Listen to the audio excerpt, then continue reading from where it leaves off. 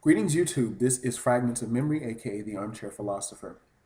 I'm responding to a vid by a YouTuber with the handle of aajmc123 or J. And J asked the question, does it seem that these women, his words, not mine, are choosing the wrong men? And in this case, the wrong man would be the man that is abusive or the man that is unproductive,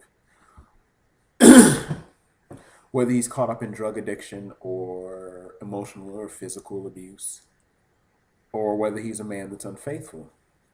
And it seems that women have a tendency to choose these men, or some women. I don't want to make a general statement here. Some women have a tendency to choose those types of men. And it seems to be a greater number that are choosing those men than the ones that are choosing the ones that are quote unquote good men. It was a three-part thing for him. He kind of did a three-parter, and I looked at his series. So I'm going to attempt to condense my response in this one vid, but if not, I will continue it in another one. And the one thing he talked about was he talked about a female cousin of his is going through a situation where this man has done her wrong. I mean, I won't put too much of his business out there, but I just kind of wanted to just reflect on that. Um, what do women, generally speaking, see in these type of men, the quote unquote wrong type? And one of the notes I have here, I put the nice guy, quote unquote, versus the thug.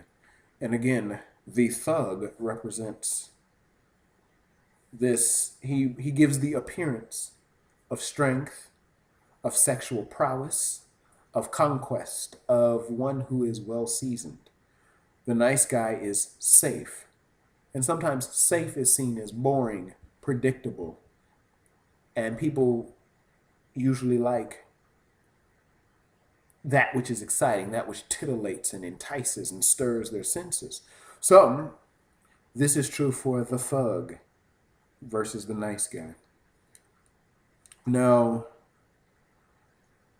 more often than not, you might have these men who are thuggish, or appear thuggish, or who have either stolen or destroyed women's automobiles that they've been in a relationship with when they've gotten angry with a woman. I've even heard of an incident a friend of mine shared with me that she said a woman was with a guy.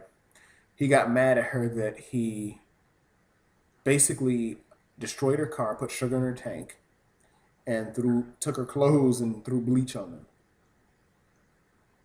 And this woman still wanted this man and was looking for him and wanted to be with him. There's even cases where men have stolen money from these women. And of course, there are red flags. There are signs of this man's behavior. And many women, according to Jay, seem to know what they're getting into, yet they still get into it. What I would like to point out to Jay is that even though we know what we're getting into, our emotions may say, I want that. I'm reminded of a song sung by the Jackson Five, Michael Jackson singing lead.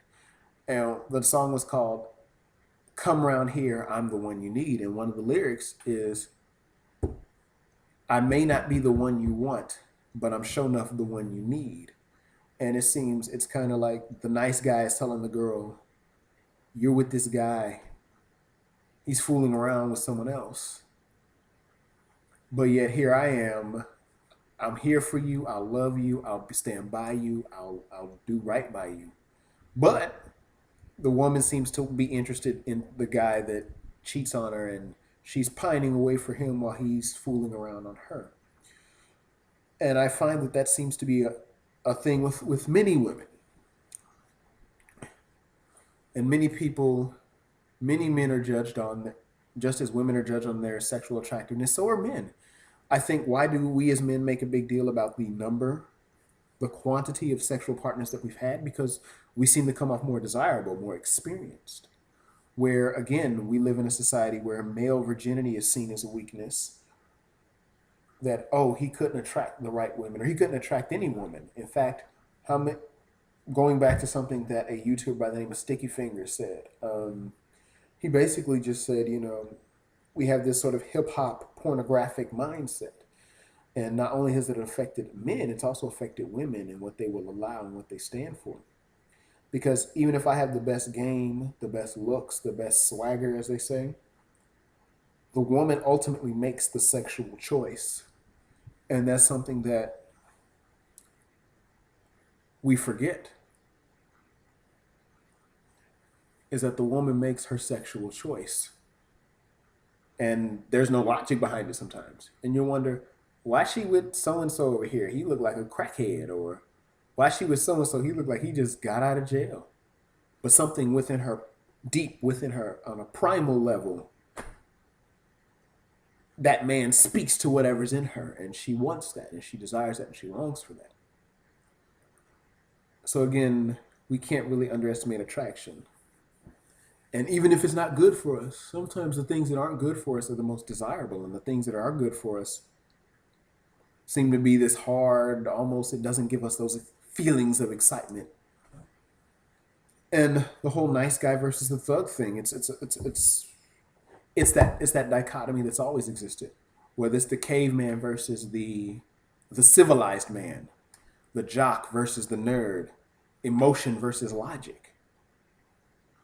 And I just think about that a lot. Like, we've always had the physical versus the intellectual. And sometimes, if you notice, if you watch Family Matters, Laura Winslow was always chasing after the thug or the pretty boy or the player, and where Steve Urkel was this annoying nerd who just kept hanging on and holding on, and he loved her down to the top of her head, down to the soles of her feet.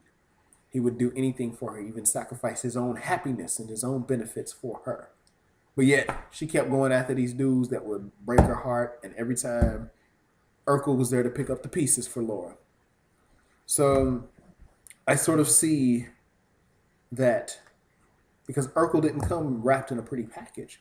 Urkel was clumsy, awkward, annoying, had an annoying voice, ate cheese, and played the accordion. So, and these other dudes was coming in there, probably nice cologne, dressed nice, smooth talking, not awkward. And that's something that sometimes women may be attracted for. And let's face it, just as men can be superficial about a woman's appearance, women can be just as superficial when it comes to the game of sexuality and attraction. So that also is a factor. And yes, it is sad that these women get caught up in these situations. There was something that you did point out that I really thought was really cool that you did, was that more often than not, these many of these women, many of those women that choose those wrong men, they may be single mothers having children. And of course, because the woman has chosen the wrong man, or the abusive man, or the unproductive man, the children often bear the brunt and the consequences of that pairing.